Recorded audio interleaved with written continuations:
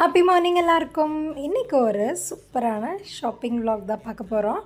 அதுக்கு முன்னாடி வீட்டில் பிரேக்ஃபாஸ்ட் அண்ட் லன்ச் செஞ்சுட்டு லஞ்சை சாப்பிட்டுட்டு ஒரு 4 o'clock போலன்னு தான் பிளான் பண்ணியிருந்தோம்.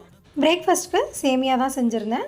லஞ்சுக்கு கீரை கடையில், அதனால் கீரையெல்லாம் கிள்ளி ரெடி பண்ணி வேலையை முடிச்சுட்டு சாப்பிட்டுட்டு கிளம்பிட்டோம். எங்கள் வீட்டில் ரீசெண்டாக ஒரு 2-3 செடி வச்சுருந்தேன். இந்த செடிகளை காப்பாற்றுறது நமக்கு பெரிய போராட்டமாக இருக்குது. கருவேப்பிலை செடி வச்சுருந்தேன், அழகாக துளிர்த்து வந்துருந்துச்சு.